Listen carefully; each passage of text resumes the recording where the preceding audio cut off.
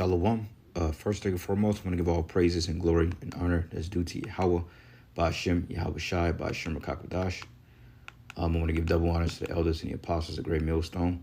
Peace and blessings and salutation to the hopeful elect.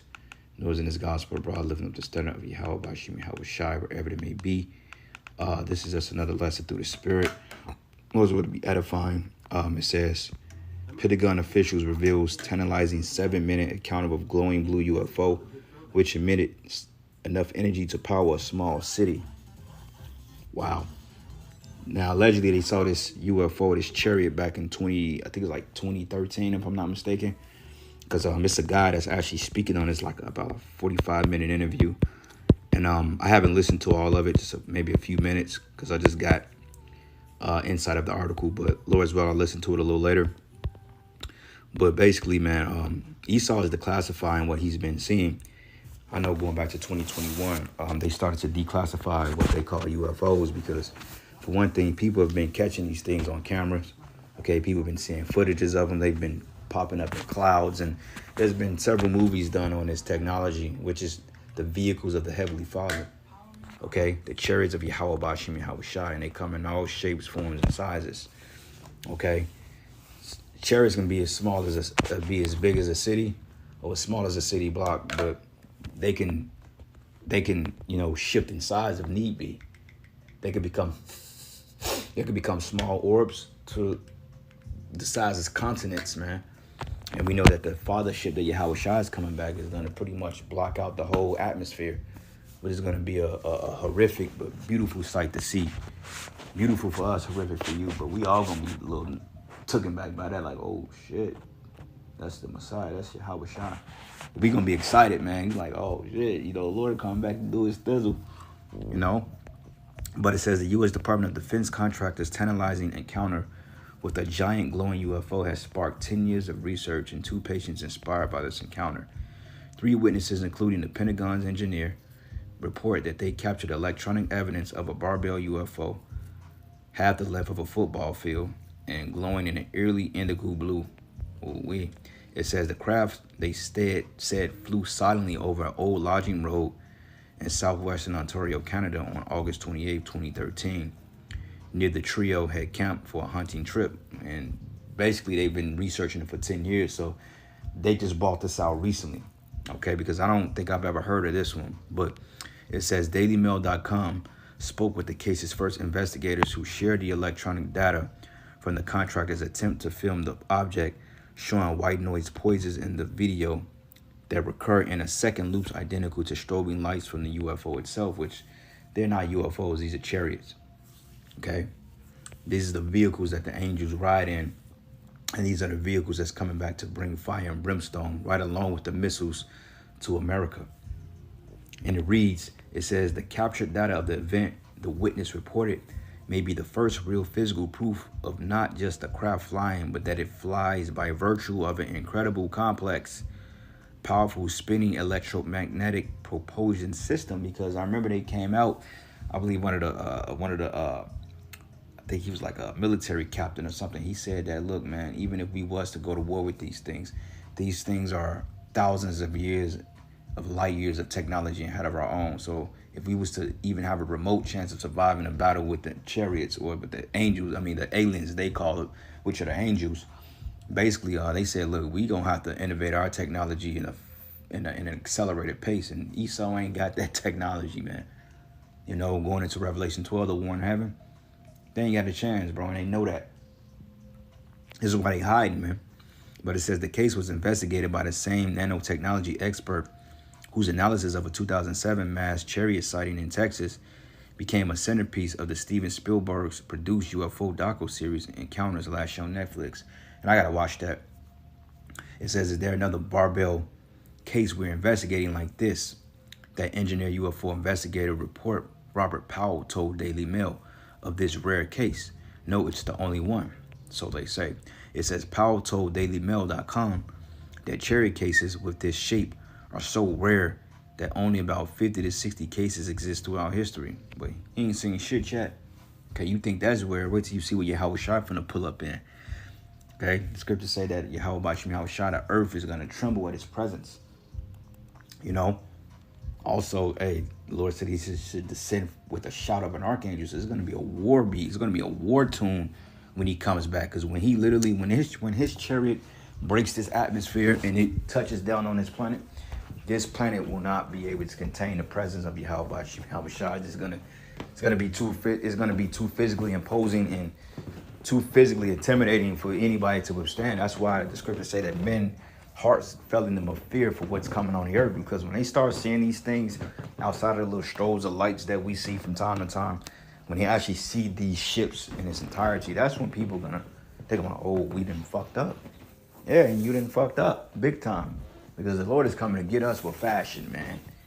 All right, but it says Powell, whose new book on UFOs have garnered praise from the former Defense Intelligence official Chris Mellon, personally visited the contractor's lab and worked with him on analyzing the eerie interference on his UFO video. It says he gave me a tour of the defense facility, and Powell said who vetted the source's identity and biographical claims. Oh, give me damn.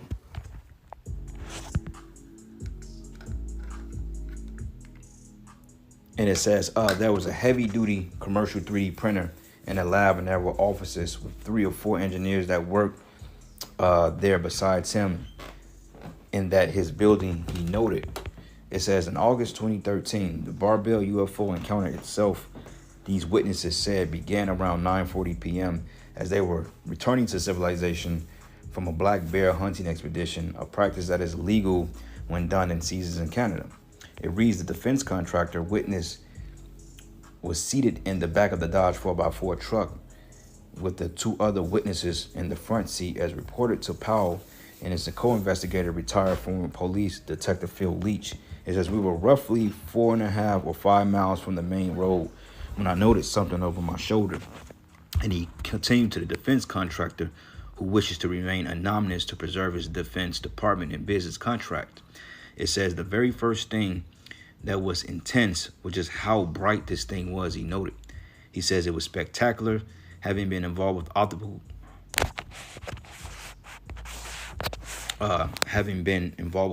systems in the past.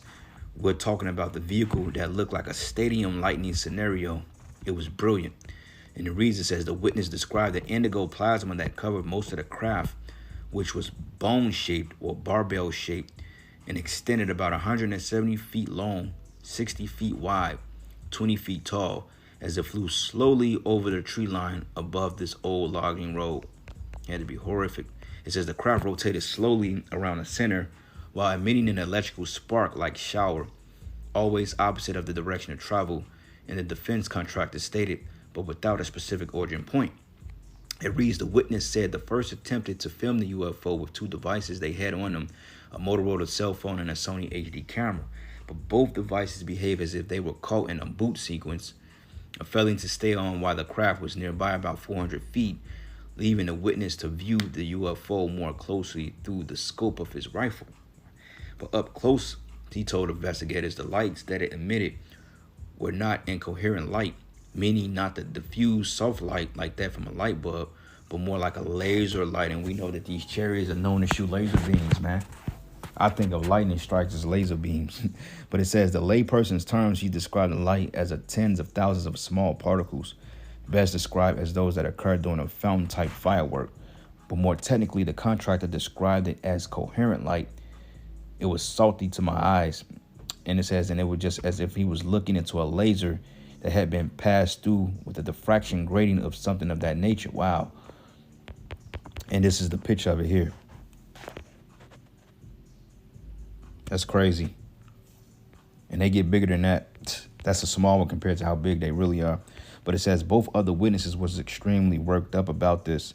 And the defense contractor said in a videotape interview, in fact, one of them said, just shoot it.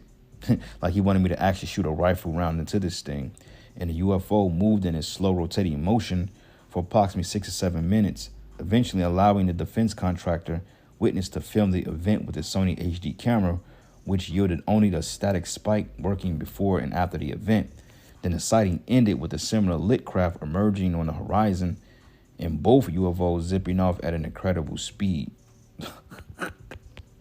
So this dude is done, man. Okay, he can't do any. He can't He can't do anything with that. That technology is far beyond his own, and he knows he's through. Okay, he is done, and he knows it. You know. Anyway, that's a pretty long article, but I'll put the article in the description. That way, brothers can watch the video as well, because you may want to come back and do a land back on it. But anyway, this is the book of Isaiah 31, and I'm gonna start at verses 1. It says, "Woe to them that go down to Egypt for help and stay on horses and trust in chariots." Yeah, you know, their military equipment. You know, Esau trusts in his technology. Okay, he prides himself as being the greatest Air Force that's ever lived, or the greatest Air Force that the nations have ever seen. But yet he can't even do anything with the chariots, man. Okay, he's going to have a problem with the Russians, and he's getting ready to get smoked by the Russians. So how much more can you deal with Yahweh Shai's vehicles? And it says, because there are many, and horsemen because they are very strong, but they look not unto the Holy One of Israel, neither seek the Lord. Yet he is also wise and will bring evil and will not call back his words. Yeah, he's going to bring evil on you wicked ass people. But arise against the house of the evildoers, which is you Edomites, against the help of them that work iniquity. Okay, now the Egyptians are men and not the Most High, and their horses flesh. So your planes, your F-150s, your fighter jets, your what do you call those? Them planes that can your Phantom, your stealth planes, all that shit that's low level, man. That's low level. That's nothing compared to what we got. It says, and not spirit, and when the Lord shall stretch out his hand, both he that helpeth shall fall, and he that hopeth shall fall down, and all they shall fall together. Okay, and that's the point. It says you are men. Like this guy gonna say, oh well, why don't you just shoot it? Like what you gonna shoot a 50 caliber, a 40 caliber rifle, 50 caliber rifle at a chariot? You know, right? Chariot to deflect that shit back to you 10 times more. Then what you gonna do? And just the fact that if he thought about shooting it, the chariots would have zapped him, because the angels know. They already know what you're going to do before you're going to do it. Okay, it was accounts that chariots were chasing chariots were chasing these planes and shit, and the chariots ended up at a spot before they got to their destination. The angels already knew where they was going to go. Because you got to understand, the angels got the cheat code, man. They have the ability to see into the future. Because technically everything we going through is already written, is already played out in a different sense. So they can go ahead of the script and say, okay, well, he gonna be here, so let me be there to counteract. They already know. And that's pretty fucking terrifying, man. You have these all-knowing beings that already know what you're gonna do before you do it. I mean, what chances are that in hell are you gonna make, especially when they know the move you gonna make? You know, always go into that concept of Dragon Ball Z, Ultra Instinct Goku. It's like he knows the move you're going to make it before you make it. Okay, so they can sift in and out of portals and dimensions and know, like, okay, I can see him being there. Shit is dope, man. You know, how like sometimes you see the future and then you already know, okay, they going to make that move. That's scary. You know, so off the rip, they already know your thoughts. So there ain't nothing you can do. It's like you're trying to fight. It's like you're trying to fight something that I already know what you're going to do. Like, how the hell do you beat something like that? This man is in trouble. And it says, for thus says the Lord have spoken unto me, like as the lion of the young lion roaring on his prey, and you're going to be the prey. When a multitude of shepherds call forth against him, he would not be afraid of their voice, nor abase himself for the noise of them. So should the Lord of hosts come down to fight for Mount Zion and for the hill thereof. And as birds flying, so would Yahweh of hosts defend Jerusalem. And defending it, he would deliver it. And passing over it, he will preserve it, man. As birds flying, because hey, the chariots, they gonna come in formation. That's why the scriptures say that the Lord should rise with healing in his wings. Because when we get built up in those ships, beamed up in them ships, we're gonna heal. We're gonna get new bodies, man. Our minds are going to change, our blemishes, everything, all our ailments is just going to be a thing of the past. And we're going to be these some people say omnipotent, and I say omnipotent beings, all-knowing. So we're going to have the insight of what's going to happen before it's going to happen. So these other nations, they're through, you know. We literally are getting ready to be upgraded to something we can't possibly fathom. And just listening to the stories about these chariots is like, wow, you know. They called it the barbel. It looked like a weight almost. And the crazy part about it is I'm looking at some weights now, and that's the way that the chariot looked. So I'm just like, wow, that's crazy.